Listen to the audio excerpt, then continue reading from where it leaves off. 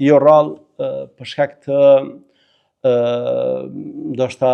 dëshirës së flakt që t'i udhëzojmë prindit, ose ndonjëherë për shkak të bindjeve të gabuara ne bëhemi shkak që të kemi sjellje të këqija me prindrit tanë. Imam Buhariu e ka sjell këtë hadith për të na treguar neve se mënyra se si të rrasim ne prindrit, edhe nëse janë madje jo besimtar, duhet që të jetë e veçantë, në mënyrë që të tregojmë edhe kulturë, por edhe të mos bëhemi shkak për ndoshta arrogancë më të madhe të tyre ndaj fesë, kundërshtim më të hapur ndaj fesë, pra sjelljet tona të mos jenë shkak që prindrit tanë të ngulin këmbë edhe më shumë në mëkatet e tyre. Ai ka përmendur rastin e Ebu Hurerës, Allahu qoftë i kënaqur me të, i cili ka thënë: nuk ka njeri i cili dëgjon për mua, e që nuk do të më doj. Do të më doj nga se është lutur Muhamedi alayhi salatu wassalam që Allahu mua dhe nënën time të na bëj të dashur për secilin besimtar. Pastaj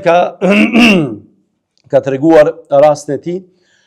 se si nëna e tij është përpjekur që ta udhëzojë nënën e tij, por ajo ka refuzuar. Pastaj ka shkuar tek pejgamberi alayhi salatu wassalam, ja ka treguar këtë gjë, dhe kur është kthyer e ka parë që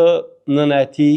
tashmë është bërë muslimane. Është kthyer sërish tek Muhamedi alayhi salatu wassalam dhe i ka treguar se nëna e tij është bërë muslimane. Në të vërtetë, ky version i cilin e ka përmendur Imam Buhariu në këtë libër është një prej versioneve të këtij hadithi. Në Sahihun e Buhariut dhe në atë të Muslimit përmendet se ajo madje ka thënë edhe fjalë të rënda paksa për Muhamedit alayhi salatu wassalam. Pra ka kundërshtuar, mirë po edhe ka thënë fjalë të rënda. Dhe me gjithë këtë, Ebu Hurere radiallahu anhu është përmbajtur, nuk ka folur keq, nuk ka thënë ndonjë fjalë, nuk i ka thënë nëse di ndonjë fjalë, por ka vendosur që të lutet për të, ka shkuar tek pejgamberi alayhi salatu wassalam, ka kërkuar prej tij që të lutet për nënën e tij dhe ajo e ka pranuar Islamin. Pra ajo që neve na përket është që ne